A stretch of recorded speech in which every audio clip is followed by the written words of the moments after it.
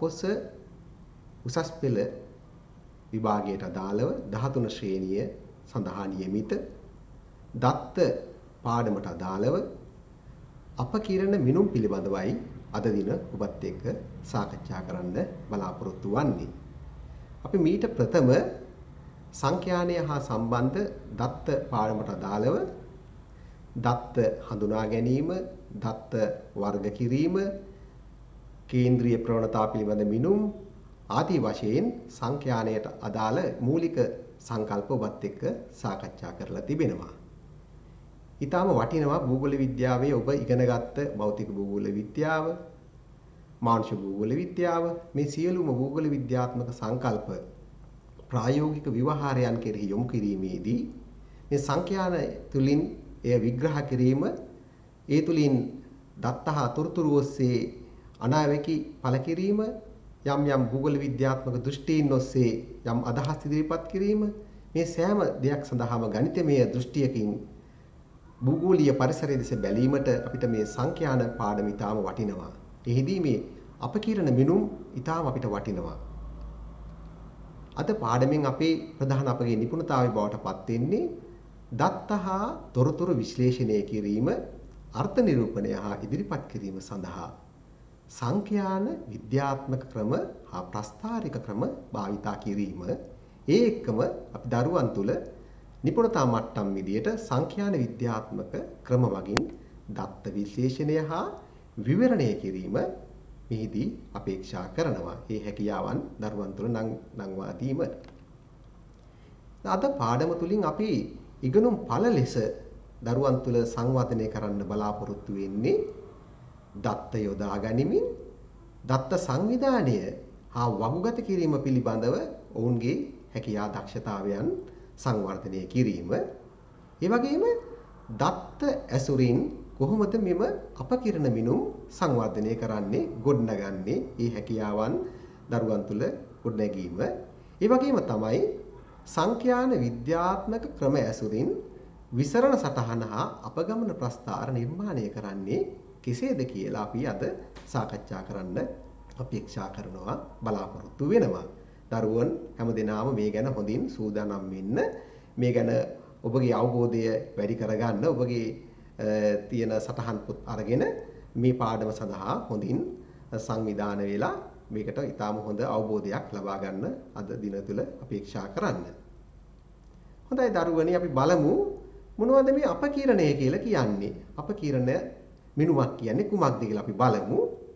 පළමුවෙන්ම අපි මොකද්ද මෙම අපකිරණයක් කියන කාරණේ සංකල්පය හඳුනා ගැනීම ඊටාම වටිනවා. අපි බලමු මොකද්ද මෙම අපකිරණයක් කියලා කියන්නේ.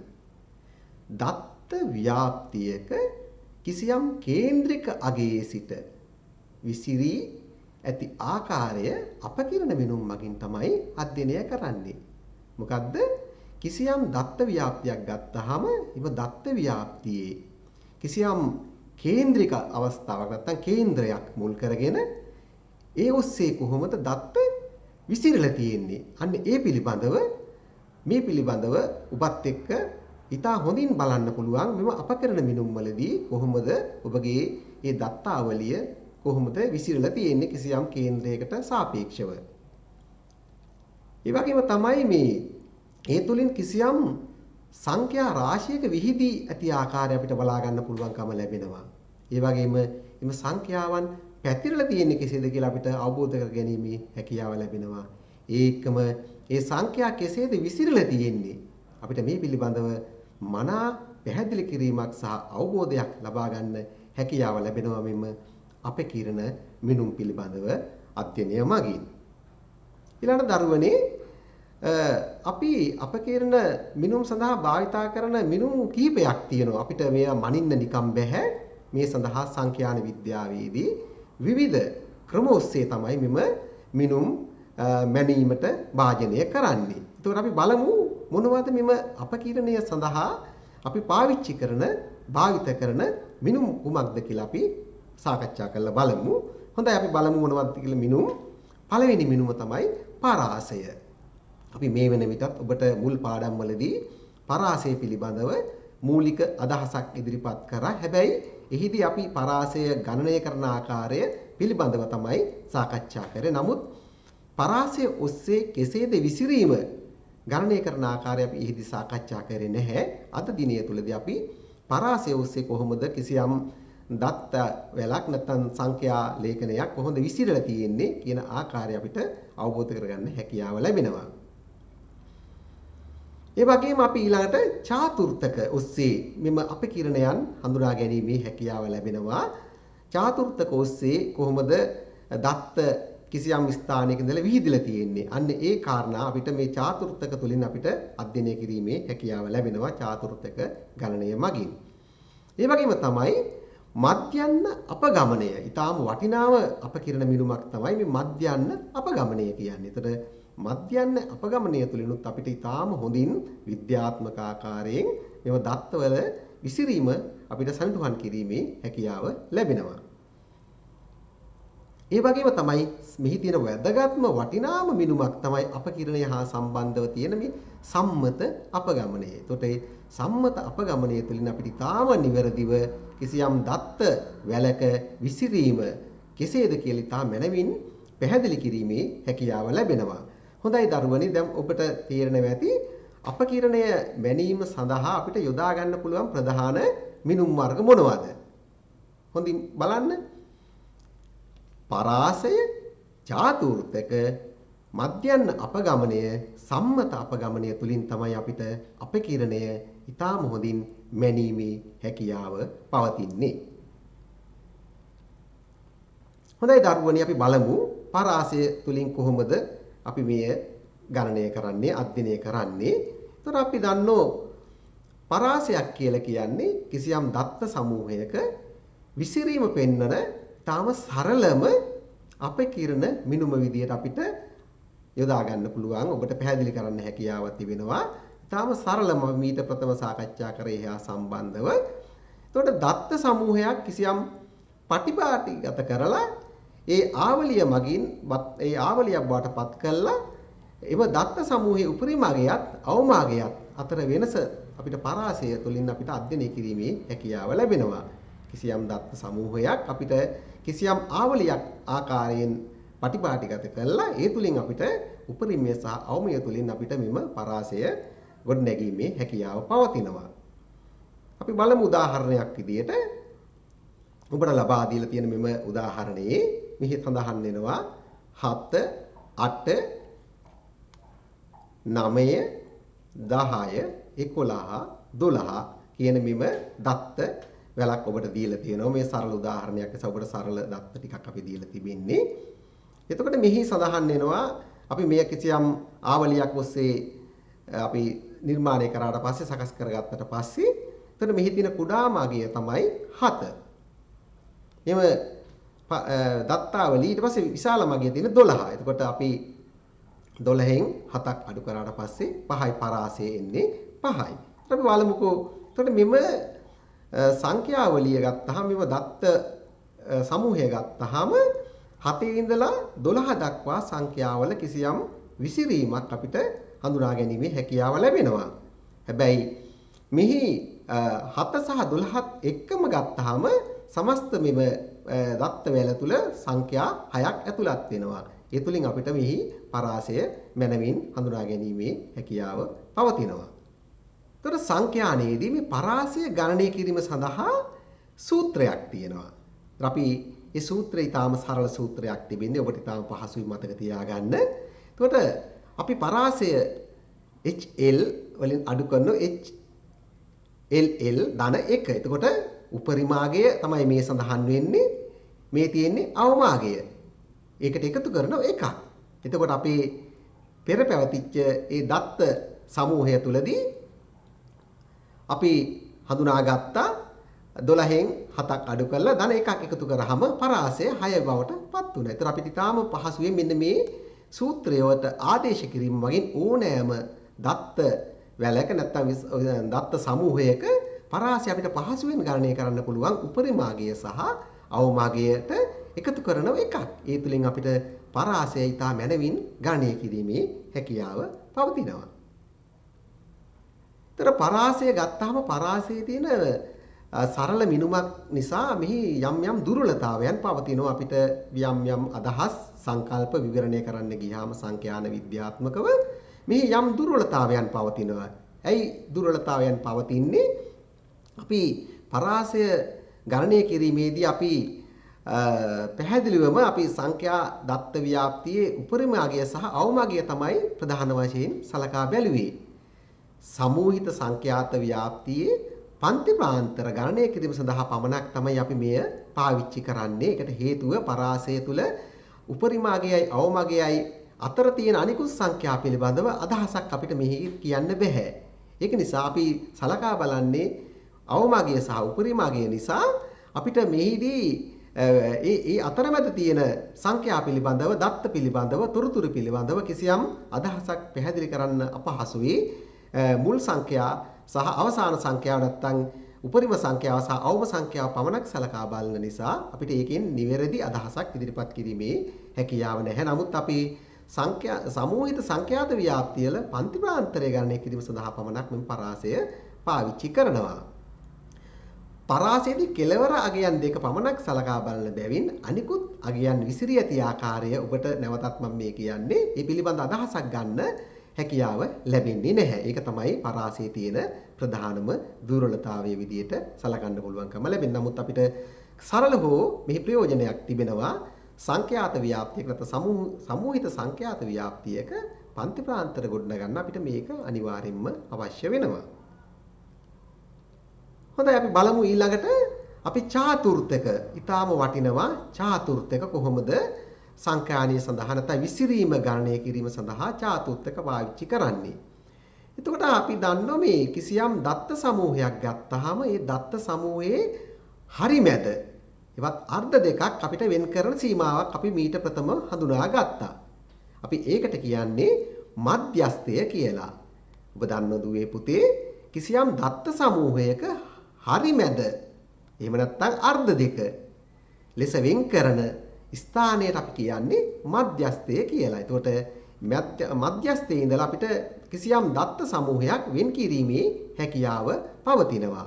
හරි මැද විදිහට තමයි අපි සරලව ගත්තාම මධ්‍යස්ථය කියලා අපි සලකන්නේ කිසියම් දත්ත සමූහයක. ඒතර අපි බලමු උදාහරණ විදිහට මේ චාතුර්ථක කොහොමද අපි සකස් කරගන්නේ? අන්න අපි දත්ත සමූහයක හරි මැද තමයි මධ්‍යස්ථය කියලා සැලකුවේ. චාතුර්ථකවලදී අපි සලකා බලන්නේ දත්ත සමූහයේ අර්ධ දෙක අන්න නැවතත් අර්ධ දෙකකට අපි වෙන් කරන්න පුළුවන් මේ ස්ථාන. අන්න ඒතොරේ දත්ත වලින් අපිට ගන්න පුළුවන් කාල වෙන් කරන්න පුළුවන්. ඒ වගේම තමයි 4/2 භාගය වෙන් කරන්න පුළුවන්. ඒ වගේ 3 කාල වෙන් කරන්න පුළුවන් ස්ථාන අපිට හඳුනා ගැනීමේ හැකියාව ලැබෙනවා. දැන් මධ්‍යස්ථයේදී අපිට මෙහෙම වෙන් කරන්න බෑ. නමුත් මේ අවස්ථාවේදී මේ චාතුර්ථකවලදී කිසියම් දත්තවලදී කාල නැත්නම් 4/1 භාගය 3 කාල වශයෙන් අපිට දත්ත වැල අපිට වෙන් කිරීමේ නැත්නම් යම්කිසි අදහසක් ප්‍රකාශ කරන්න සලකා බැලීමේ හැකියාව පවතිනවා.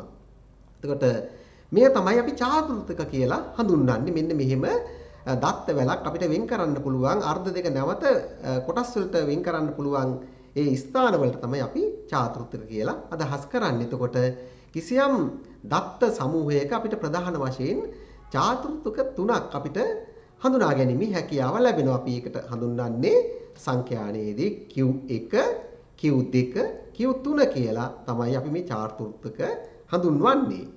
එතකොට මේ ඕනෑම දත්ත සමූහයකට අපිට තියෙන්න පුළුවන් චාතුර්ථක 3යි.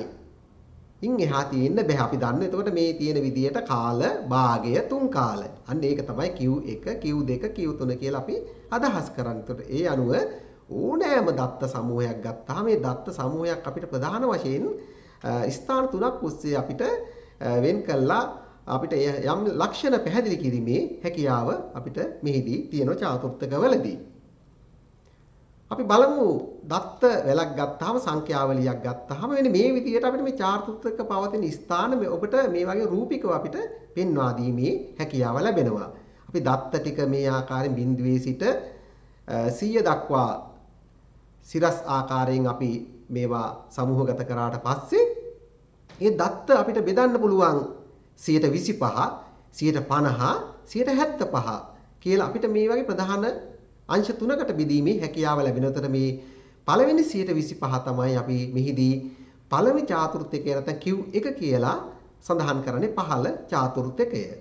ඒ වගේම තමයි 50 කියන සංඛ්‍යාව දත්ත වැලක භාගයේ අර්ධය අපි Q2 එහෙම නැත්නම් මධ්‍යස්ථය කියලා මෙහිදී සලකනවා.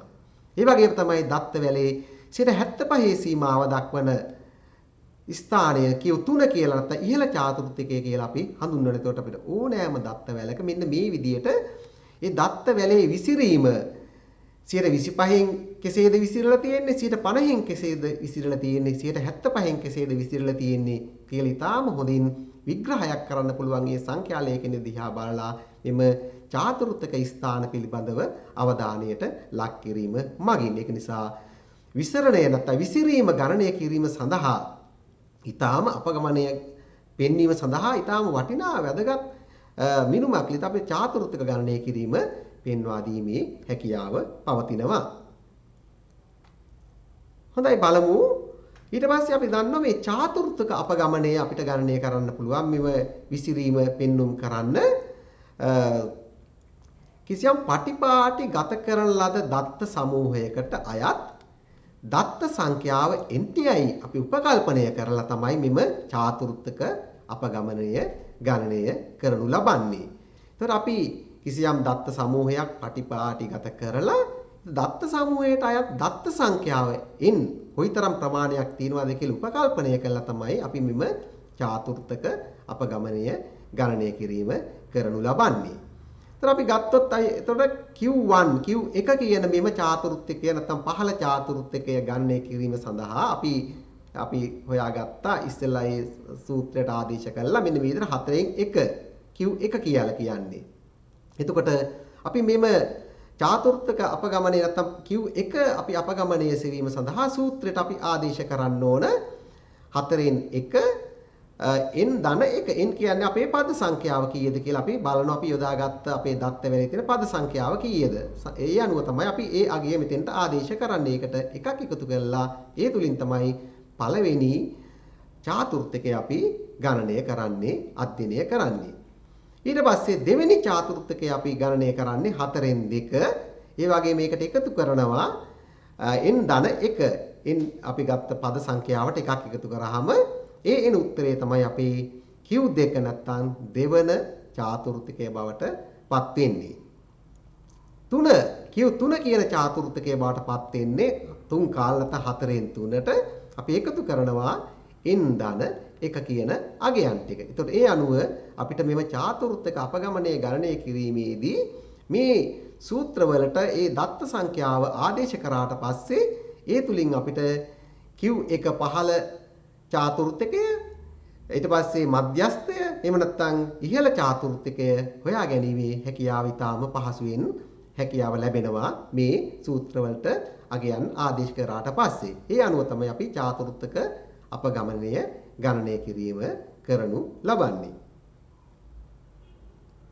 හොඳයි දරුවනේ අපි බලමු එතකොට කොහොමද මෙන්න මේ දත්ත වැලෙසත් අපේ යොදාගත් උදාහරණය තුලින් කොහොමද මෙම චාතුර්ථක ගණනය කරන්නේ කියලා. ඒතර අපි බලමු දැන් පළවෙනි චාතුර්ථකය අපි හොයන්නේ Q1 හොයන්නේ කොහොමද කියලා. අපි දැන් අපේ දත්ත වැල අපි මේ විදියට අපි පටිපාටි ගත කරගත්තා 17 25 26 36 40 42 44 46 48 49 50 52 55 56 58 60 65 66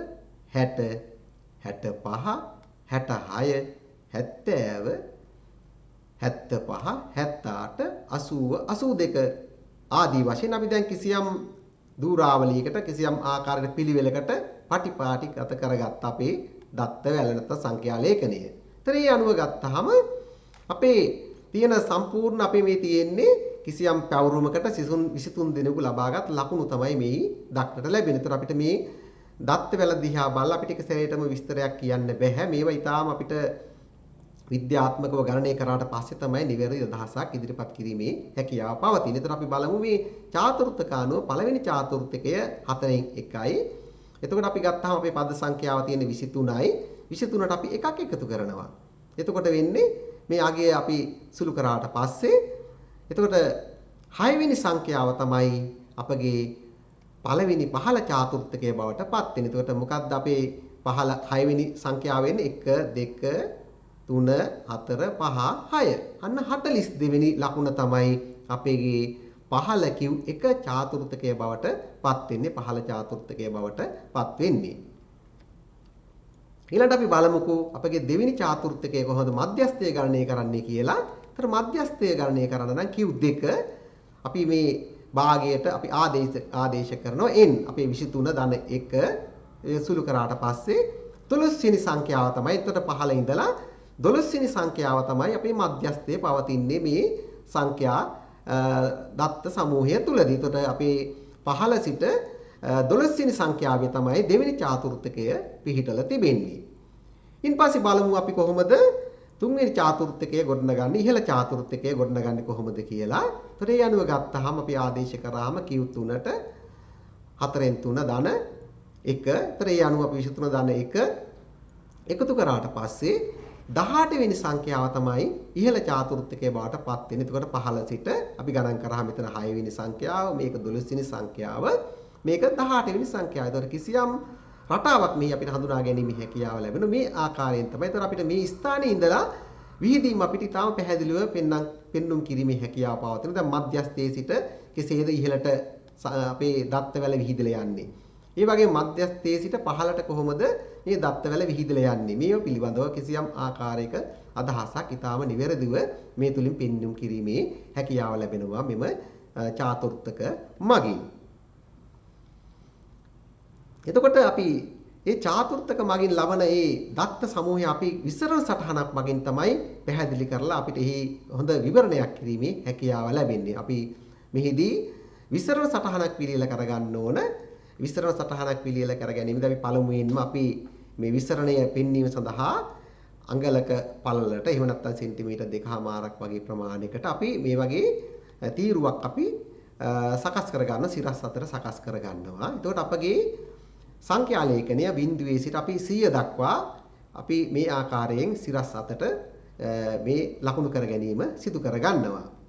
එතකොට අපි ඊට පස්සේ මේ දත්ත සමූහය අපි ළඟ තියෙන දත්ත සමූහය අපි දැන් පිළියෙල කරගත්ත මේ වෙන විට ඒ අනුව කිසියම් රේඛීය ස්වරූපයකින් ලකුණු කිරීම සිද්ධ කර ගන්නවා. පහළ මට්ටමේ ඉඳලා ඉහළ මට්ටම දක්වා මේව දත්ත කොහොමද විසිරලා තියෙන්නේ, අවමගය සහ උපරිමගය කෙසේද විහිදලා තියෙන්නේ, මෙන්න මේ ආකාරයෙන් අපි ලකුණු කර ගැනීම කරනවා. ඒතර ඒ අනුව අපි දැනට හඳුනාගත්තා 6 වෙනි සංඛ්‍යාව තමයි Q1 කියන චාතුර්ථකය නැත්නම් පහළ චාතුර්ථකයේ පවතින. ඒතර මෙන්න මේ ස්ථානයේ තමයි 42 කියන සංඛ්‍යාව පවතින්නේ.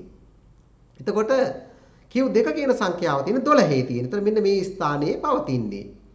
ඒතර Q3 තියෙන සංඛ්‍යාව තියෙන මේ ස්ථානයේ පවතින්නේ. ඒතර අපිට බැලුවාම පේනවා මේ දත්ත විසිරලා තියෙන විදියට ගත්තාම මේ දත්තවල විසිරීමේ ස්වභාවය කෙබඳුද කියලා අපිට කිසියම් අදහසක් මෙහිදී පැහැදිලි කිරීමේ හැකියාව ලැබෙනවා. මධ්‍යස්ථයට ආසන්නව කොහොමද සංඛ්‍යා විහිදිලා තියෙන්නේ, ලකුණු විහිදිලා තියෙන්නේ, මධ්‍යස්ථයට පහලින් කොහොමද මෙම සංඛ්‍යා විහිදිලා තියෙන්නේ, ලකුණු විහිදිලා තියෙන්නේ, මධ්‍යස්ථයට ඉහළින් කෙසේද මෙම සංඛ්‍යා විහිදලා තියෙන කියන කාරණා පිළිබඳව නිවැරදි අවබෝධයක් අපිට මේ විසරණ සටහන මගින් හඳුනා ගැනීමේ හැකියාව ලැබෙනවා. අර සටහන ඉහත ගණනය කරා වගේම ඒ ගණනය කරන ලද තොරතුරු ටික මේ විසරණ සටහනකට යොමු කරාට පස්සේ ඊටාම හොඳින් විග්‍රහ කිරීමේ හැකියාව ලැබෙනවා. ඒක නිසා අපිට විසරණ සටහන ඊටාම වටිනා අපකිරණ මිනුමක් විදියට ඊටාම වටිනාම ලේඛනයක් විදියට පෙන්වා දීමේ හැකියාව පවතිනවා. මේ තුලින් ඊටාම හොඳ විග්‍රහයන් කරන්න අපිට අවස්ථාව ලැබෙනවා. ඊළඟට අපි බලමුකෝ මේ අන්තර් චාතුර්ථක පරාසය කොහොමද මේ ගණනය කරන්නේ? ඊටාම වටිනා අපකිරණ මිනුම් අපිට පෙන්වා දීම සඳහා යොදා ගන්න ඊටාම වටිනාම මිනුමක් තමයි අන්තර් චාතුර්ථක පරාසය. අපිට මේ පරාසය ගණනය කිරීම තුළින් අපිට පුළුවන් ඊටාම හොඳින් දත්ත විහිදීම විසිරීම පෙන්වා දීමේ හැකියාව පවතිනවා. ତර මේ අන්තර් චතුර්ථක පරාසය කියලා කියන්නේ දත්ත සමූහයක් 75% අගය. අන්න ඔබ මතක තියාගන්න 75% අගයයි 25% අගය අතර ඇති පරාසය තමයි අපි මේම අන්තර් චතුර්ථක පරාසය කියලා හඳුන්වන්නේ. එතකොට මෙහි අපි සංඛ්‍යාන විද්‍යාවේදී Q3 සහ එහෙම නැත්නම් ඉහළ චාතුර්ථකය හා පහළ චාතුර්ථකයේ අතර පරාසය තමයි මෙම අන්තර් චාතුර්ථක පරාසය තුලින් අපි ගණනය කරන්නේ. එතන මුළු දත්ත ප්‍රමාණයෙන් 50%ක් මෙම අන්තර් චාතුර්ථක පරාසය නියෝජනය වීමක් අපිට හඳුනා ගැනීමේ හැකියාව පවතිනවා. දරුවනේ එතකොට අන්තර් චාතුර්ථක පරාසය ගණනය කිරීම සඳහා අපි සංඛ්‍යානයේදී පාවිච්චි කරන්නේ මෙන්න මේ සූත්‍රය. Q3න් Q1 අඩු කරනවා. කියන්නේ ඉහළ චාතුර්ථකයෙන් පහළ චාතුර්ථකය අඩු කරාම තමයි අන්තර් චාතුර්ථක පරාසය අපිට ගණනය කිරීමේ හැකියාව ලැබෙන්නේ. එතකොට අපි බලමුකෝ අපගේ සංඛ්‍යා ලේඛනය අනුව දිහා බැලුවාම අපි පිළියෙල කරගත්ත සංඛ්‍යා දත්තය මේ ආකාරයෙන් අපි පටිපාටිගත කරලා තිබෙන්නේ. ඒතර ඒ අනුව ගත්තාම අපි දන්නවා Q1 කියලා කියන්නේ පහළ චාතුර්ථකය කියලා කියන්නේ 42 වෙනි ලකුණු වල අගය. ඒ වගේම අපි මධ්‍යස්ථය දන්නවා 52යි කියලා. ඉහළ චාතුර්ථකයත් අපි මේ වෙන විට දන්නවා 66 කියන අගය කියලා.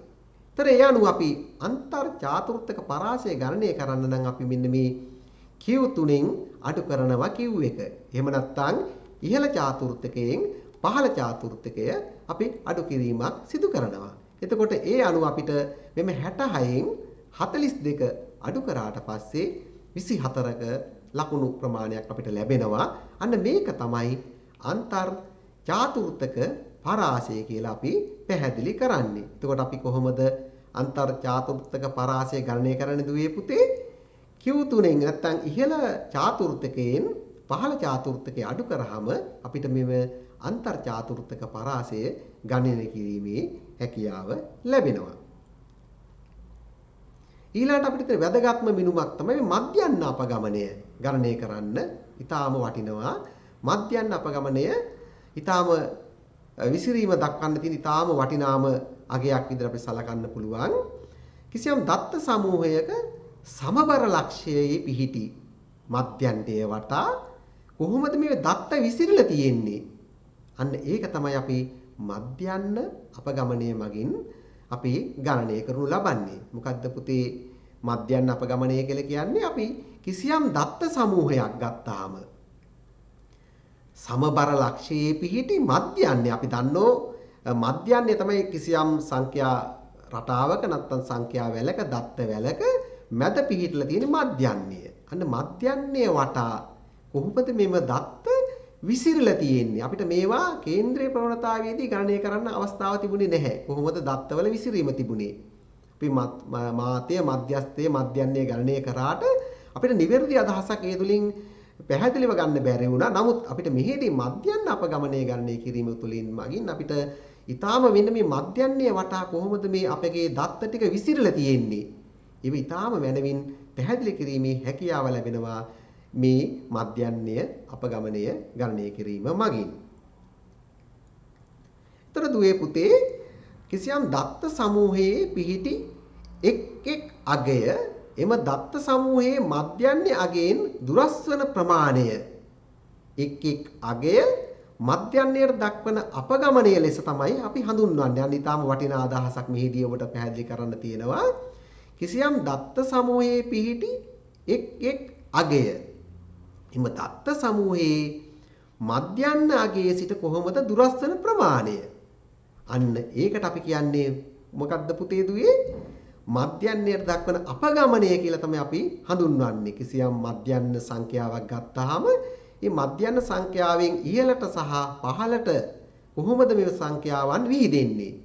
දිව යන්නේ. අන්න ඒ පිළිබඳව අපි කියන්නේ ඒතර මධ්‍යන්නයට අපි කියන්නේ ඒ විහිදීමට අපි කියන්නේ අපගමනය කියලා තමයි අපි පැහැදිලි කරන්නේ. එතකොට අපි බලමු මේ අපගමනය කොහොමද ගණනය කරන්නේ කියලා. එතකොට අපි අපගමනය ගණනය කරන්නේ අපේ මේ සංඛ්‍යා ලේඛනය දත්ත වල අපි සකස් කරගන්න ඕන කිසියම් පිළිවෙලකට සකස් කරගන්න සිද්ධ වෙනවා. එහිදී අපි මේ අපගමන අගයන් සියල්ලක්ම අපි ධන ලෙස සලකා තමයි අපගමනය ගණනය කරන්නේ. ධන විදියට තමයි අපි මේවා සලකන්නේ. එතකොට මධ්‍යන්නේ සිට සෑම අගයක ඇති අපගමනය එකතු කරලා දත්ත සංඛ්‍යාවෙන් බෙදීමෙන් තමයි මෙම මධ්‍යන්න අපගමනය අපි ගණනය කරනු ලබන්නේ. එතකොට මධ්‍යන්නේ සිට සෑම අගයක ඇති අපගමනය එකතු කරලා දත්ත සංඛ්‍යාවෙන් බෙදීමෙන් තමයි මෙම මධ්‍යන්න අපගමනය අපි ගණනය කරනු ලබන්නේ. අපිට මේ සඳහා අපි සූත්‍රයක් සංඛ්‍යානයේදී පාවිච්චි කරනවා. මේ අපගමනය ගණනය කිරීම සඳහා MD සමානයි සිග්මා x ඍණ x භාවල බෙදීම n කියලා මෙන්න මේ සූත්‍රය තුලින් තමයි අපි අපගමනය ගණනය කරනු ලබන්නේ. එතකොට අපිට වැදගත් වෙන මෙහිදී අපගමනය ගණනය කරන්න මෙම සූත්‍රය තුල තියෙන සංඛ්‍යා මොනවද විචල්‍යයන් මොනවද කියලා අවබෝධ කර ගැනීම ඔබට ඊටාම වටිනවා. ඒ තුලින් තමයි අපිට මේ ඊටාම හොඳින් ගණනය කිරීමේ හැකියාව ලැබෙන්නේ.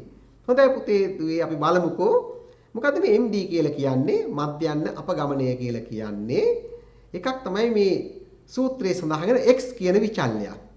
ඒතර x කියන විචල්‍ය අපේ සංඛ්‍යා ලේඛනයේ තියෙන දත්ත ප්‍රමාණය අපි x කියන විචල්‍යයේ විදිහට සලකන්නේ.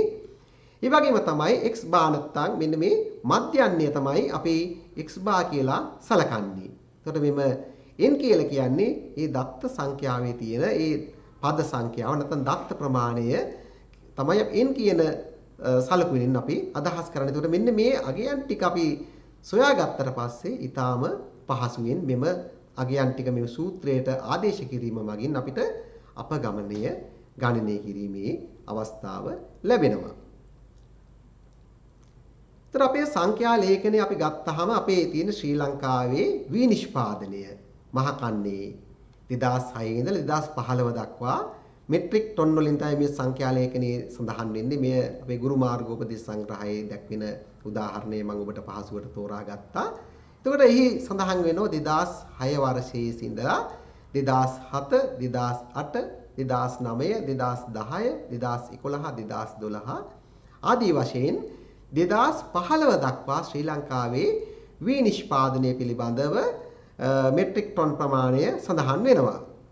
එතකොට 2006 දී 2136ක් ඊට පස්සේ 1973ක් 2007 දී 2008 දී 2125ක් 2009 දී 2384ක් මේ විදිහට අපි අපේ විනිෂ්පාදනය මේ විදිහට සඳහන් වෙනවා. එතකොට ඒ අනුව ගත්තාම අපේ මේ x කියලා කියන්නේ අපේ නෙවෙයි විනිෂ්පාදනය අවුරුදු 10ක් තුල ඒ කියන්නේ 2006 ඉඳලා 2015 දක්වා කාල සීමාව තුලදී විනිෂ්පාදනය මේ සංඛ්‍යා ලේඛනය තුලදී සඳහන් වෙනවා දැක්වෙනවා. ඒතර x කියලා කියන්නේ කුමක්ද එහෙමනම් දුවේ පුතේ මෙන්න මේ මෙට්‍රික් ටොන් ප්‍රමාණය තමයි ඒ වර්ෂයට අදාළව සඳහන් වෙන මේ මෙට්‍රික් ටොන් ප්‍රමාණයේ එකතුව තමයි මෙන්න මේ අපි මෙතෙන්දී සිග්මා x කියලා ගන්නෙ.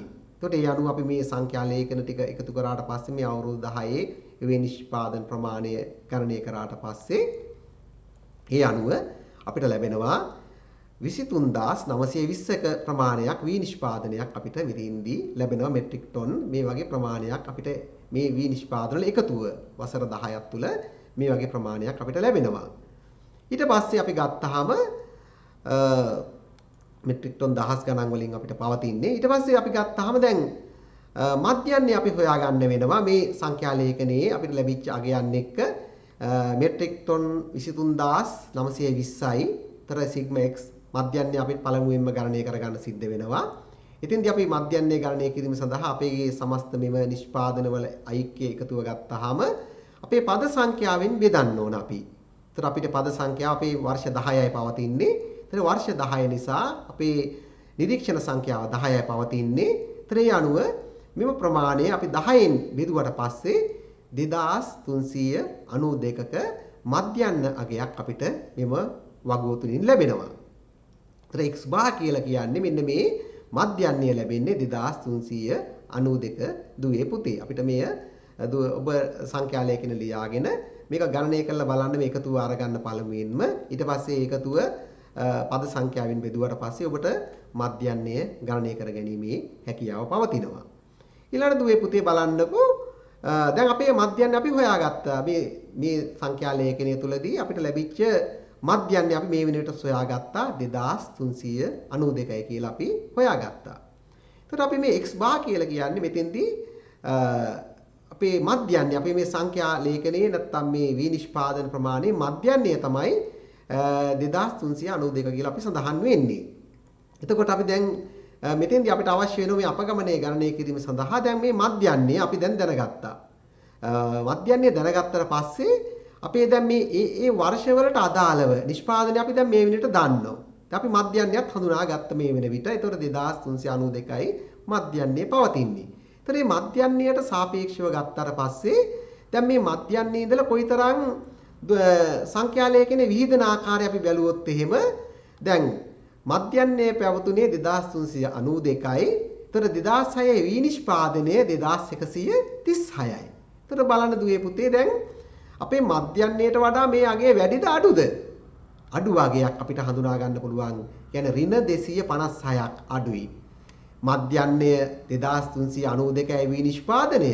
නමුත් 2006 දී ලැබිලා තියෙන අපේ නිෂ්පාදන ප්‍රමාණය මෙට්‍රික් ටොන් 2136යි. දැන් බැලුවා මොකද පේන්නේ? මධ්‍යන්නයට වඩා අඩු නිෂ්පාදනයක් තමයි 2006 වර්ෂයේ අපිට හඳුනා ගැනීමේ හැකියාව පවතින්නේ. එතකොට ඒ අනුව අපිට ගත්තාම ඍණ 256ක අගයක් පවතින්නේ. ඊළඟ 2007 වර්ෂයේ දිහා බලන්න. එතකොට මධ්‍යන්නේ 2392යි. හැබැයි නිෂ්පාදනය වෙලා තියෙන්නේ 1973යි මෙට්‍රික් ටොන්. එතකොට 2006ටත් වඩා නිෂ්පාදනය අඩු වෙලා 2007 දී ඍණ 419යි මධ්‍යන්නයට වඩා ඍණ 419ක් අඩුවෙන් තමයි පවතින්නේ නිෂ්පාදනය. මේ විදිහට ගත්තාම 2009 වර්ෂය බලන්නකෝ මධ්‍යන්නය 2392යි. හැබැයි ඒ වර්ෂයේ 2384ක නිෂ්පාදනයක් සිද්ධ වෙලා තිනෝ. අන්න එතකොට මේ දෙක අතර තියෙන වෙනස බලන්න ඍණ 8ක. අන්න දැන් අපි ඉහත සඳහන් වර්ෂ දෙකේ නිෂ්පාදනයට වඩා මධ්‍යන්නයට ආසන්න මට්ටමක නිෂ්පාදනයක් 2009 වර්ෂයේදී අපිට හඳුනා ගැනීමේ හැකියාව ලැබෙනවා. ඍණ 8යි මේ මධ්‍යන්නයත් අතර තියෙන පරතරය බවට පත් වෙන්නේ වෙනස බවට පත් වෙන ඍණ 8ක්. හැබැයි 2010න් පස්සේ මොකද වෙන්නේ? සංඛ්‍යා ලේඛනයේ දිහා බැලුවාම නිෂ්පාදනය 2630යි. අපේ මධ්‍යන්නය වෙලා තියෙන්නේ 2392යි. මොකද අපේ මධ්‍යන්නයට වඩා වැඩි නිෂ්පාදනයක් 2010 දී අපිට හඳුනා ගැනීමේ හැකියාව ලැබෙනවා. එතකොට අපේ මෙතන වෙන්නේ ධනාගයක් මෙතෙන්ට පවතිනවා. 2011 දී ආයි නැවත නිෂ්පාදනය අඩුවීමක් අපිට හඳුනා ගැනීමේ හැකියාව පවතිනවා. ඒක නිසා මධ්‍යන්නයට වඩා ඍණ 396ක් තමයි නිෂ්පාදනය අඩු වෙලා තිබෙනවා. ඒ විදිහට ගත්තාම මේ වර්ෂවලදී ආයි නැවතත් 2013 වර්ෂයේදී නිෂ්පාදනයේ වැඩිවීමක් අපිට හඳුනා ගන්න පුළුවන්. 454ක් අපිට මධ්‍යන්නයේ ඉඳලා ඉහළට නිෂ්පාදනයේ අපිට හඳුනා ගැනීමේ හැකියාව ලැබෙනවා. මේ ආදී වශයෙන් ගත්තාම මධ්‍යන්නයට සාපේක්ෂව කොහොමද ඒ වර්ෂවල නිෂ්පාදනය අඩු වැඩි වෙලා තියෙන ආකාරයන් පිළිබඳව මෙන්න මේ අපගමනයන් ඔස්සේ අපිට පෙන්වා දීමේ හැකියාව ලැබෙනවා. එතකොට මේ අපගමනයන් වල වටිනාකම් ටික අපිට පේනවා මධ්‍යන්නයට වඩා ඍණාගයන් පවතින සංඛ්‍යා කිහිපයක් පවතිනවා.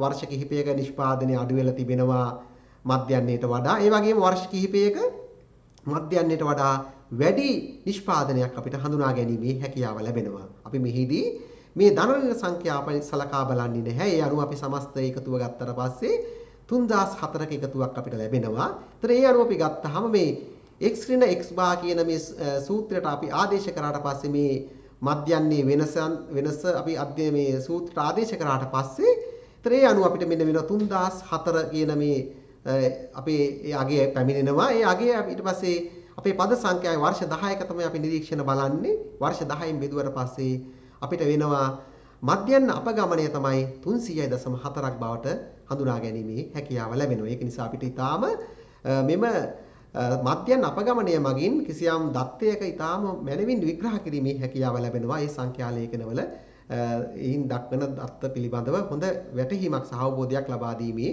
හැකියාව ලැබෙනවා.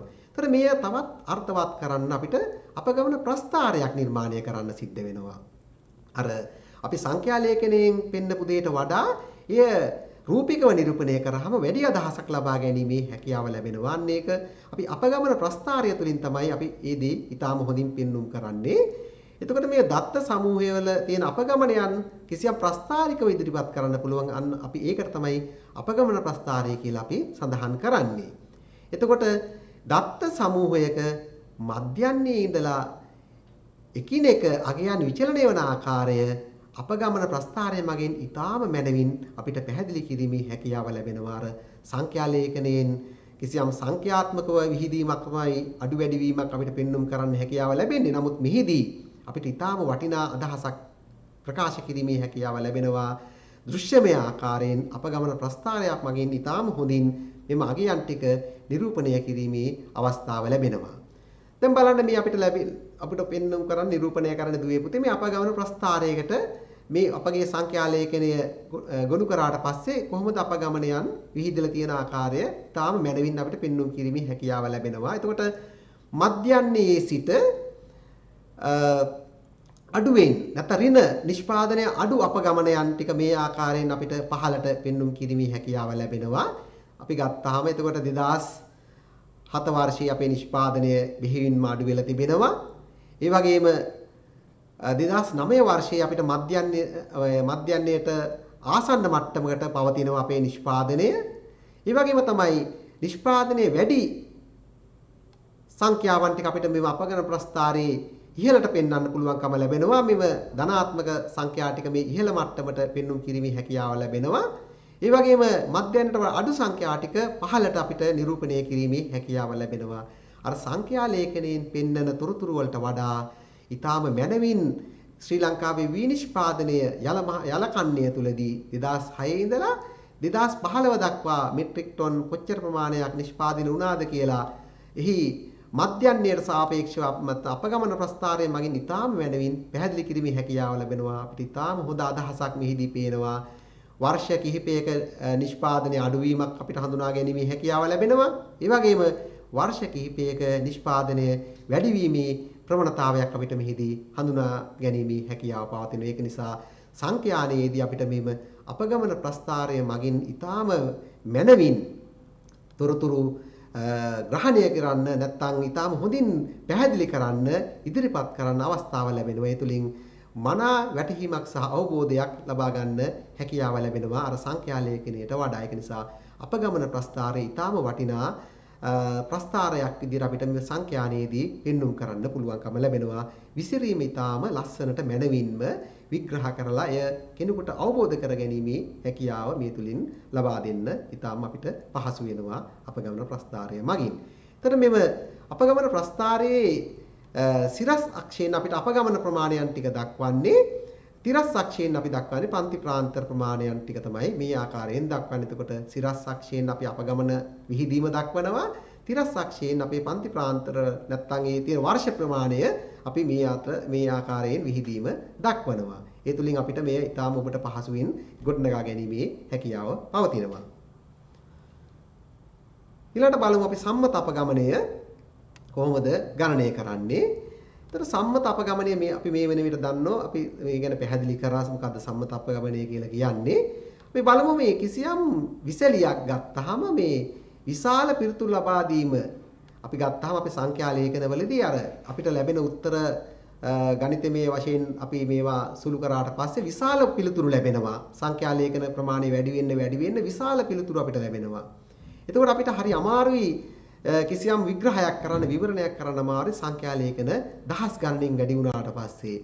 එතකොට මෙන්න මේ සම්මත අපගමනයෙන් අපි කරන්නේ අර කිසියම් විසලියක් මගින් විශාල පිළිතුරු ලබා දීම වෙනුවට එම අර්ථය කුඩා සංගුණකයකින් ලබා දීම තමයි එම සම්මත අපගමනයෙන් කරනු ලබන්නේ. එතකොට සම්මත අපගමනය මගින් විශාල සංඛ්‍යා නෙවෙයි කොහොම කුඩා සංගුණයකින් තමයි දත්ත විවරණය කළ විග්‍රහ කිරීමේ අවස්ථාව ලැබෙන්නේ. ඒක නිසා අපිට විශාල සංඛ්‍යා ලේඛන තුලින් යම් සම්මත අපගමනය ගණනය කිරීමේදී නැත්නම් අපිට අපගමනයන් ගණනය කිරීමේදී එය අපහසු වෙනවා සංඛ්‍යා ලේඛන දත්ත ප්‍රමාණය වැඩි වෙනකොට. ඒක නිසා අපිට එය සරලව පහසු කරගන්න තමයි සම්මත අපගමනය අපි ගණනය කරන්නේ. එතකොට දත්ත සමූහයක මධ්‍යන්නේ සිට ඒ දත්තවලට ඇති ධන හා ඍණ අපගමන සියල්ල ධන බවට පත් කරන මෙහිදී අන්නේ තියෙන විශේෂත්වය මධ්‍යන්නේ සිට අපේ දත්තාවලිය තුළ තියෙන ධන හා ඍණ අගයන් සියල්ලම අපගමන ටික සියල්ලක්ම ධනාගයන් බවට පත් කිරීම මෙහිදී අපි සිද්ධ කරනවා. ඒතර ඒ තුලින් තමයි අපි මේට අවශ්‍ය තොරතුරු ටික ලබා ගන්නේ. අපගමනවල වර්ගවල ඓක්‍යයන්ගේ වර්ගමූලය ලබා දීම නිසා එහි සංගුණකය ඊටාම කුඩා සංඛ්‍යාවකින් තමයි ප්‍රදර්ශනය වෙන්නේ. එතකොට අපි අර ධන ඍණ ભેදයකින් තොරව අපි මේ සංඛ්‍යා ලේඛනට අපි යොදා ගන්නවා. ඒතර අපි අපගමන වර්ග කරනවා. වර්ගවල එකතුව තමයි අපි වර්ගමූලයක් විදිහට අරගෙන තමයි මෙම සම්මත අපගමනය ගණනය කරනු ලබන්නේ. හොඳයි දුවේ පුතේ. අපි බලමු පුතේ. එතකොට මේ සම්මත අපගමනයේ අගය ඊටා කුඩා නම් අපිට ඒකෙන් යම්කිසි අදහසක් පැහැදිලි කරන්න පුළුවන්කම ලැබෙනවා. දත්තයන්හි අගය මධ්‍යන්නයට ආසන්නව පිහිටා තිබීම තමයි අපිට මෙන්න මේ සම්මත අපගමනයේ අගය කුඩා නම් පැහැදිලි වෙන්නේ. අන්න එහි දැක්වෙන අගය මධ්‍යන්නයට ඊටාම ආසන්නව පවතිනවායි කියන අදහස තමයි ඒකෙන් අපිට ගම්ම්‍ය වෙන්නේ. ඒ වගේම පුතේ දුවේ සම්මත අපගමන අගය විශාල නම් මොකද වෙන්නේ? එම දත්තයන්හි අගය මධ්‍යන්නේ ඉඳලා ගොඩක් ඈතට විහිදෙනවායි කියන කාරණේ තමයි අපිට මෙහිදී හඳුනා ගැනීමේ හැකියාව ලැබෙන්නේ. එතකොට සම්මත අපගමනයේ අගය කුඩා නම් මධ්‍යන්නයට ආසන්නව ඒ සංඛ්‍යාවල විහිදීම දත්තවල විහිදීම අපිට හඳුනා ගැනීමේ හැකියාව පවතිනවා. ඒ වගේම තමයි සම්මත අපගමනයේ අගය විශාල නම් මොකද වෙන්නේ? දත්තයන්හි අගය අපිට මධ්‍යන්නේ සිට ඈතට විහිදෙන බව තමයි අපිට ඒ තුලින් පැහැදිලි වෙන්නේ. ඒතර දැන් ප්‍රධාන සංකල්පය ඔබ තේරුම් ගන්න දුවේ පුතේ සම්මත අපගමනයේ අගය කුඩා නම් මධ්‍යන්නයට ආසන්නයි. සම්මත අපගමනයේ අගය විශාල නම් මධ්‍යන්නේ සිට ඈතට විහිදෙන බව තමයි පෙන්눔 කරන්නේ. ඒ නිසා මේ සංකල්පය ඊටාම හොඳින් මතක තියාගන්න දුවේ පුතේ. ඊළඟට අපි මේ සම්මත අපගමනය ගණනය කරන්න අපිට සූත්‍රයක් තිබෙනවා. අපි සූත්‍රයට ආදේශ කිරීම තුළින් අපිට පුළුවන්කම ලැබෙනවා මෙම සම්මත අපගමනය ගණනය කරන්න. එතකොට ඒ අනුව අපි අපේ ඉහත සූත්‍රයට වඩා වෙනස් සූත්‍රයක් අපිට මෙතෙන්දී යොදා ගන්න පුළුවන්කම ලැබෙන්නේ. සිග්මා x ඍණ x බාවල වර්ගය ඒ වගේම පද සංඛ්‍යාවෙන් බෙදලා වර්ගමූලය හෙවීම තුළින් තමයි අපි මෙම සම්මත අපගමනය ගණනය කරන්නේ. එතකොට අපි ගත්තාම සම්මත අපගමනයේ අපි මේ සලකුණෙන් හඳුන්වනවා. ඒ වගේම තමයි x නැවතත් විචල්්‍ය තමයි අපි x කියලා සඳහන් වෙන්නේ. අපේ සංඛ්‍යා ලේඛනයේ තියෙන දත්ත වල විහිදීම තමයි මේ දක්වන්න ලැබෙන්නේ. x බා කියලා කියන්නේ නැත්නම් මධ්‍යන්නේ විදිහට සලකන්නේ. ඒ වගේම n කියන්නේ දත්ත සංඛ්‍යාව. ඒතර අපි ඉස්සෙල්ලා සූත්‍රයට වඩා මෙහිදී විශේෂත්වය තමයි වර්ගමූලය වර්ග කළා වර්ගමූලය හෙවීම තුළින් තමයි අපි මෙම ගණනය කිරීම සම්මත අපගමනය ගණනය කරනු ලබන්නේ. ඒක තමයි මෙහි තියෙන විශේෂත්වය.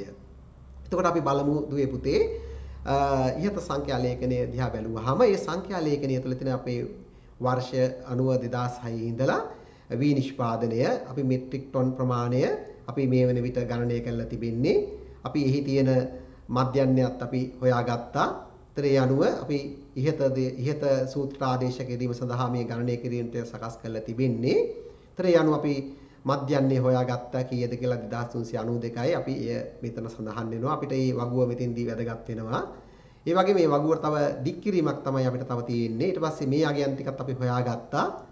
ඒතර යන 3004යි අපේ අපගමනයන් වල එකතුවන් අපි යොදාගත්තා. ඊට පස්සේ මේවා x ඍණ x බාවල වර්ගය මෙන්න මේ අගයන් වල වර්ගය තමයි අපි මෙතෙන්දී වෙනම තීරයක් විදිහට ගන්න. එතකොට අපි ඉස්සෙල්ලා ගත්තේ මේ තීරයේ පමණයි ගණනය කිරීම සඳහා. නමුත් අපි එහි වර්ගය ගන්නවා. මේ සංඛ්‍යා අපගමන වල වර්ගය අරගෙන ධන ඍණ ඉවත් කිරීම තමයි මෙහිදී කරන්නේ. එතකොට ඉස්සෙල්ලා අපි ධන ඍණ අගයන් ටික අපි එහෙමම එකතු කරලා ඒ සලකුණු නොසලකා අපි එකතු කරා. නමුත් මෙහිදී මේ සියලුම සලකුණු අපි ඉවත් කරලා වර්ග කරලා ඒ තුලින් තමයි මේ සංඛ්‍යා ලේඛනය සකස් කරගත්තේ. ඒතර ඒ අනුව අපි x ඍණ x බාවල වර්ගය ගත්තාම මේ ආකාරයෙන් අපි x ඍණ x බාවල වර්ගය අනුව අපි පුංචිම සංඛ්‍යාව නිසා අපිට ඔබට පැහැදිලි වෙනවා මේ ඍණාට අපි වර්ගයන් බවට පත් කරාට පස්සේ 64 බවට පත් වෙනවා. මේ විදිහට මේ සියලුම x ඍණ x බාවල වර්ගය අරගෙන තමයි අපි මේ තීරය අපි සකස් කරගන්නේ. එතකොට ඒ අනුව අපිට මේ සම්මත අපගමනය ගණනය කිරීම සඳහා අර ඉස්සෙල්ල වගුවට වඩා වැඩිපුර තීරයක් අපිට මෙහිදී එකතු කරන්න සිද්ධ වෙනවා. x ඍණ x බා වල වර්ගය දැක්වෙන තීරය අපි එකතු කරන්න ඕන. ඒ අගේ අපි ඊට පස්සේ මෙහි තියෙන එකතුව අපි යොදා ගන්නවා සමස්ත එකතුව ගන්න. ඒතර විශාල සංඛ්‍යාවක් අපිට පැමිණෙන්නේ. ඊට පස්සේ අපි මේ සූත්‍රයට ආදේශ කිරීම තුලින් අපිට සම්මත අපගමනය ගණනය කිරීමේ අවස්ථාව උදා වෙනවා. එතකොට අපි ඒ අනුව මේ සූත්‍රයට ආදේශ කරාට පස්සේ මේ අගයන් ටික එතකොට ඒ අනුව අපි 10න් බෙදුවට පස්සේ එහි වර්ගමූලය සෙව්වට පස්සේ අවසානයේ සම්මත අපගමනයේ විදිහට අපිට ලැබෙන්නේ 331.24ක් තමයි අපිට සම්මත අපගමනයේ විදිහට මෙහිදී ලැබෙන්නේ. ඒතර අපිට කුඩා ආගයක් ආවේ විශාල සංඛ්‍යා ලේඛනයක් ආවට අවසානයේ සම්මත අපගමනයේ කුඩා ආගයක් ආවේ අපිට මේ තුලින් අපිට ඊටාම විග්‍රහ කිරීමේ හැකියාව පහසු වෙනවා මේ සංඛ්‍යා ලේඛනයේ කුඩා වෙච්ච නිසා. ඒතර අපිට මධ්‍යයන්ට ආසන්න සංඛ්‍යාවන් පිළිබඳව අපිට මෙහිදී පැහැදිලි කිරීමේ හැකියාව ලැබෙනවා. දුරස් සංඛ්‍යා කුමක්ද කියලා අපිට පැහැදිලි කිරීමේ හැකියාවන් මෙහිදී ලැබෙනවා. ඒතර ඒ වගේම තමයි මෙම සංඛ්‍යා ලේඛන වලින් අපි යොදාගත්ත තොරතුරු අපිට ඊට පස්සේ ජාල රේඛයක් ගොඩනැගීම තුළින් පැහැදිලි කිරීමේ හැකියාව ලැබෙනවා. රේඛීයව නැත්නම් ප්‍රස්ථාරිකව අපිට මේව තොරතුරු විශ්ලේෂණය කිරීම මගින් ඊටාම හොඳ අදහස් ඉදිරිපත් කිරීමේ හැකියාව ලැබෙනවා. මෙහිදී අපිට විශේෂයෙන් මේ ජාල රේඛය ඊටාම වටිනාම ප්‍රස්ථාරයක් ඉදිරියට පෙන්වා දෙන්න පුළුවන්. විශේෂයෙන් ගත්තාම ජාල රේඛයේ තියෙන විශේෂත්වය තමයි සමූහිත සංඛ්‍යාත ව්‍යාප්තිය ප්‍රස්ථාරිකයෙන් නිරූපණය කිරීම තමයි ජාල රේඛයෙන් කරන්නේ. මොකද්ද ජාල රේඛයෙන් කරන්නේ? අපේ සමූහිත සංඛ්‍යාත ව්‍යාප්තිය ප්‍රස්ථාරයකින් නිරූපණය කිරීම තමයි ජාල රේඛයෙන් කරනු ලබන්නේ. එතකොට මේ දෘශ්‍යමය විශ්ලේෂණයක් කරන්න පුළුවන් අපිට කොහොමද මෙම සමූහිත සංඛ්‍යාත ව්‍යාප්තිය විහිදලා තියෙන්නේ මොන ආකාරයෙන්ද කියලා අපිට ඊටාම හොඳින් නිරූපණය කිරීමේ හැකියාව ලැබෙනවා. ඒතර මේ නිර්මාණය කිරීමේදී තියෙන විශේෂත්වය තමයි මෙම තීර අතර අපි ඉඩක් තියන්නේ නැහැ. ඒ වගේම තමයි සිරස් අක්ෂය හකුලවා දක්වන්නේත් නැහැ. ඊළඟට සිරස් අක්ෂයේ සංඛ්‍යාතයේද තිරස් අක්ෂයෙන් පන්තිපාන්තරද අපි දැක්වීම මෙහිදී සිද්ධ කරනවා. ඒ වගේම තමයි පන්තිපාන්තර ඉහළ සීමාව හා පහළ සීමාව තීරණය කිරීම නැත්නම් නිර්ණය කිරීම මෙහිදී තාම වටිනවා. ඒ අනුව අපි මෙහි තියෙන මේ ජාල රේඛයේ තියෙන ප්‍රයෝජනය තමයි නිර්මාණය සහ ඒ තේරුම් ගැනීම ඊටාම පහසුයි. ඒ වගේම තමයි විශාල දත්ත සංඛ්‍යාවක සාරාංශය මේ තුලින් ඊටාම හොඳින් පෙන්වීමේ හැකියාව ලැබෙනවා. ඒ වගේම දත්ත ව්‍යාප්තියේ හැඩය, මධ්‍යන්නේ, විසිරී ඇති ආකාරය, ගුණ වී ඇති ආකාරය මේ තුලින් ඊටාම හොඳින් පැහැදිලි කිරීමේ හැකියාව ලැබෙනවා. දැන් අපි බලමු කොහොමද මේ ජාල රේඛය මොන ආකාරයෙන්ද නිර්මාණය කරන්නේ. මේකට අපි පන්ති ප්‍රාන්තරය අපි අපේ සංඛ්‍යා ලේඛන තුල අපි මේ ආකාරයෙන් නිර්මාණය කරගත්තා. ඊට පස්සේ ඒකට අදාළ සංඛ්‍යාතය මේ ආකාරයෙන් අපි යොදාගත්තා. මේ ගුරු මාර්ගෝපදේශ සංග්‍රහයේ තියෙන උදාහරණය මම ඔබට පහසුවට යොදාගත්තේ. ඒතර ඒ අනුව අපි ජාල රේඛ නිර්මාණය කරන්න මේ ආකාරයෙන් සිරස් අක්ෂය, තිරස් අක්ෂය නිර්මාණය කරනවා. ඒතර අපේ සංඛ්‍යාතමය වටිනාකම් ගත්තාම 2 ඉඳලා 9 දක්වා විහිදීමක් අපිට හඳුනා ගන්න පුළුවන්කම ලැබෙනවා. ඒ වගේම තමයි මේ පැත්තේ පන්ති ප්‍රාන්තර අපි යොදා ගන්නවා. ඒතකොට අපි මේවා සම්පූර්ණම සම්බන්ධ කරලා තමයි නිර්මාණය කරන්නේ. ඒතකොට මෙහි අපි මේ ජාල රේඛයේ මේ ස්තම්භවල අගයෙන් භාගයක් අපි දෙපැත්තට සමාන්තරව අපි යොමු කරන්න ඕනේ, ඉඳ තියන්න ඕනේ. ඒ අනුව තමයි මේ නිර්මාණය කරනු ලබන්නේ. ඒ තුලින් අපිට ඊටාම හොඳින් මෙම සංඛ්‍යාත ව්‍යාප්තිය පිළිබඳව හොඳ පැහැදිලි කිරීමක් ලබා ගැනීමේ හැකියාව ලැබෙනවා. ජාල රේඛය මගින් දෘශ්‍යමය ඉදිරිපත් කිරීමේ හැකියාව ලැබෙනවා. ඒ වගේම තමයි අපි මේ සංඛ්‍යාත බහුවස්ත්‍රය මේ අපි විසිරීම් දැක්වීමේදී ඊටාම වටිනාම තවත් දෙයක් තමයි මේ සංඛ්‍යාත බහුවස්ත්‍රය. ඒතර මේ සංඛ්‍යාත බහුවස්ත්‍රයෙන් අපි කරන්නේ සංඛ්‍යාත ව්‍යාප්තිය රේඛා ප්‍රස්ථාරයකින් දැක්වීම තමයි අපි මේ සංඛ්‍යාත බහුවස්ත්‍රයෙන් අපි කරනු ලබන්නේ. ඒ වගේම තමයි ජාල රේඛය අපි නිර්මාණය කරගත්තු ජාල රේඛය මේ මධ්‍ය ලක්ෂ්‍ය අපි මේ ගත්තාම මධ්‍ය ලක්ෂ්‍ය ටික මේ ස්තම්භ වල මධ්‍ය ලක්ෂ්‍ය ටික රේඛාවකින් යා කළා තමයි මෙම සංඛ්‍යාත බහුවස්ත්‍රය අපි නිර්මාණය කරගන්නේ. එතකොට මේක ඇඳීමේදී ආරම්භය හා අවසානය තිරස් ඇලයකින් යා කරන්න ඕන. අපි මේ ආකාරයෙන් සකස් කළ මේ අපේ අක්ෂයට මේ වගේ යා කිරීමක් කරන්න ඕන. ආරම්භය සහ අවසානය මේ විදිහට අපි යා කිරීම අනිවාර්යෙන්ම කරන්න ඕන. ඊට පස්සේ මේ පන්ති පාන්තර වලට අමතරව තවත් පන්තියක අඩක් ආරම්භය සහ පන්තියටයි ඒ වගේම ඉතිරි අඩ අවසාන පන්තියට ප්‍රාන්තයට පසුවද තිරස් අක්ෂය සටහන් කරන මෙන්න මේ ආකාරයෙන් මේ අඩක් අපි මේ දෙපැත්තටම සටහන් කිරීම ඉඩක් තියලා තමයි අපි මේ දේ කරන්නේ. ඒකට අපි මේ රේඛාව අපි මේ තිරස් අක්ෂයට යා කරන්න පහසු වෙනවා. ඒ තුලින් අපිට මේ පැහැදිලි කරන්න විග්‍රහ කිරීමේ අවස්ථාව ලැබෙනවා. ඒක නිසා මේ සංඛ්‍යාත බහුවස්ත්‍රය ඊටාම වටිනා සංඛ්‍යා ප්‍රස්ථාරයක් විතර පෙන්වා දෙන්න පුළුවන්කම ලැබෙනවා. දැන් මෙහි තියෙන විශේෂත්වය තමයි සංසන්දනාත්මකව යම් දත්ත තොරතුරු පිළිබඳව සංසන්දනාත්මකව අදහස් ඉදිරිපත් කරන්න හැකියාව ලැබෙනවා. ඒතර කිසියම් ලකුණු සමූහයක මේ විසිරීමේ ස්වභාවය අපි ගන්නවා අපේ සංඛ්‍යාන විද්‍යාවේදී තියෙනවා අර ප්‍රමතව විහිදීම සහ ධන කුටිකතාවය සහ ඍණ කුටිකතාවය කියලා අපි අර ප්‍රමත සම්භාවිතා වක්‍රයත් තුළ බෙල් ෂේප් එකක් වක්‍රයත් තුළ ලකුණු විහිදෙනවා නම් මොන විදිහටද විහිදලා යන්නේ? ඒ වගේම සංඛ්‍යා ඍණ පැත්තට බර වෙනවද ධන පැත්තට බර වෙනවද කියලා අපි බලන්නේ මෙන්න මේ කුටිකතාවය තුළින් තමයි බලන්නේ. එතකොට මෙන්න මේවා අවබෝධ කරගැනීමේ හැකියාව ලැබෙනවා මෙම සංඛ්‍යාත බහුවස්ත්‍රය තුළින්. ඒක නිසා අපිට සංඛ්‍යාත බහුවස්ත්‍රය සංඛ්‍යානයේදී ඊටාම වටිනවා විසිරීම් විග්‍රහ කිරීම සඳහා. ඒ වගේම තමයි මේ සමුච්චිත සංඛ්‍යාත වක්‍රය. ඒතර සමුච්චිත සංඛ්‍යාත වක්‍රයත් ඊටාම වටිනවා. මෙහිදී අපිට ප්‍රස්තාරිකව සමුච්චිත සංඛ්‍යාතය ප්‍රස්තාරිකව දක්වන්න තමයි අපි යොදාගන්නේ. ඒතර අපේ පන්ති ප්‍රාන්තරය සංඛ්‍යාතය අපි සමුච්චිත සංඛ්‍යාතය මේ විදිහට අපි දන්න හොයන ආකාරය මීට ප්‍රථම ඉගෙන ගත්තා. මේ ප්‍රතිශතය අපි ඉගෙන ගත්තා. හොයන ආකාරය අපි හොයාගත්තා. ඒ අනුව තිරස්අක්ෂයේ පන්ති ප්‍රාන්තරයේ ඉහළ සීමාව සටහන් කරලා ඒ වගේම තමයි පන්ති ප්‍රාන්තරවල පහළ සීමාවන්ට අනුව තමයි සිරස් සමුච්චිත සංඛ්‍යාතය ලකුණු කිරීම අපි කරනු ලබන්නේ. ඒතර අපි මෙන්න මේ ආකාරයෙන් තමයි සමුච්චිත සංඛ්‍යාත වක්‍රය නිර්මාණය කරන්නේ. ඒතර සමුච්චිත සංඛ්‍යාත අගයන් ටික මේ ඉහළට අපි ප්‍රතිශතය මේ පැත්තට යොමු කරගන්නවා මේ අගයන් ටික. ඒ වගේම තමයි තිරස් ආකාරයෙන් අපිට මේ කියන පන්ති ප්‍රාන්තරවල අගයන් වල විහිදීම මේ ආකාරයෙන් අපි සටහන් කරගන්නවා. ඒ අනුව අපි මේ කියන පන්ති ප්‍රාන්තර ඉහළ සීමාව ඔස්සේ තමයි අපි මේ අගයන් ලකුණු කරලා ඒ ඔස්සේ තමයි මේ සමුච්චිත සංඛ්‍යාත වක්‍රය අපි නිර්මාණය කරනු ලබන්නේ.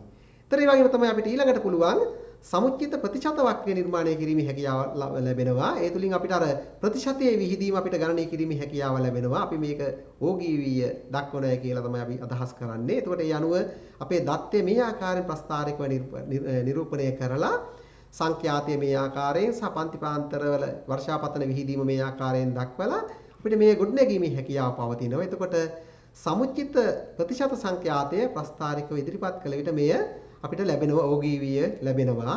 ඒ වගේම තමයි සිරස් අක්ෂයේ සඳහන් වන්නේ සමුච්චිත සංඛ්‍යාත ප්‍රතිශතය තමයි මේ පැත්තේ දැක්වෙන්නේ. ඒ වගේම තමයි දත්ත විශ්ලේෂණයේදී සීමාවන්ට ඉහළ හා පහළ ඇති සංඛ්‍යා අගයන් පිළිබඳ නිගමනය කරන්න පුළුවන් මේකෙන් ඊටාම හොඳින්.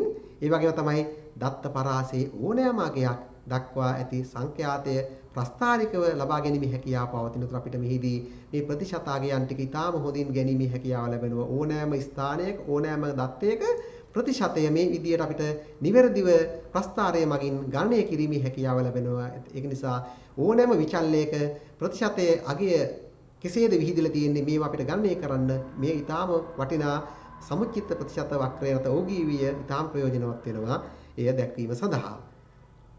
ඒ අනුව දුවේ පුතේ අද ඔබට මම සංඛ්‍යානයේදී කතා කරා මේ පාඩම තුළදී බොහෝ වටිනා අදහස් කිහිපයක් දත්ත විසරණය පිළිබඳව අපකීර්ණය පිළිබඳව කිසියම් දත්ත ව්‍යාප්තිය කෙසේද සකස් වෙන්නේ කියලා. ඒ අනුව අපිට ඊටාම හොඳ අදහසක් ඔබට ලබා ගැනීමේ හැකියාව ලැබුණා. සුබ දවසක් වේවා. ආයුබෝවන්. Thank you.